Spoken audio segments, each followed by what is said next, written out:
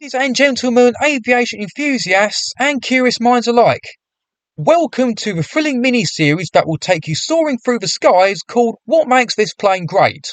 In this episode, we're going to be talking about one of the most important and game-changing aircraft of World War II. That plane is the American single-engine fighter, the Grumman F6F Hellcat.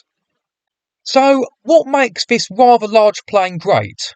Well, despite not being as agile, it was the first aircraft that could easily match the Japanese Mitsubishi Zero.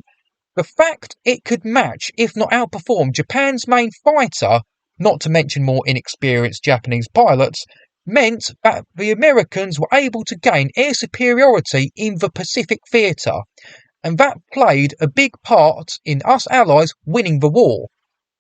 As well as outperforming the legendary Zero, the Hellcat also matched up very well against later Japanese fighters, like the Nakajima Frank, Mitsubishi Jack, and of course the Kawanishi George.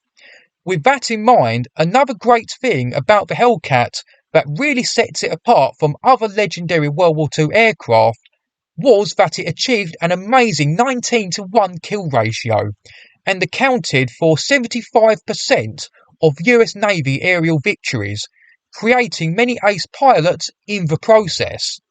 It's also worth mentioning that the British Royal Navy Fleet Air Arm widely used Hellcats too, and even though they saw a lot less aerial combat, they still claimed 52 aerial victories, and could perform well against the Messerschmitt Bf-109.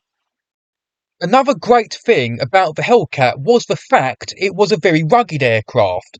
One nickname for the plane was the aluminium tank, and one Hellcat was able to fly back and land with 200 bullet holes. With the Hellcat being an agile, rugged and fast aircraft with a big air-cooled radial engine, that made it a great platform for ground attack and bomber type roles.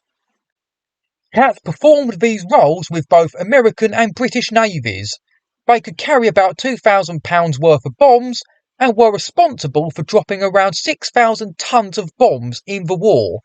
Hellcats were also able to carry underwing rockets, and it was in more ground attack roles that the French used Hellcats for in the French Indochina conflict in the early to mid-50s. Another role where the Hellcat performed well was as a night fighter.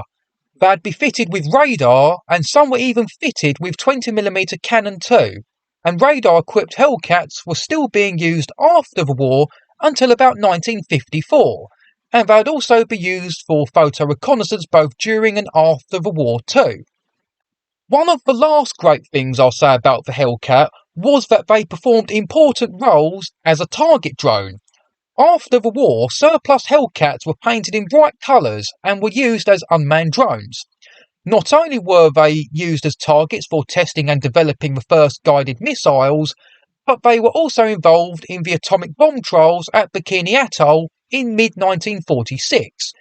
Their last use of service with the US was in the Korean War, when unmanned radio-controlled Hellcats were used as flying bombs to destroy bridges.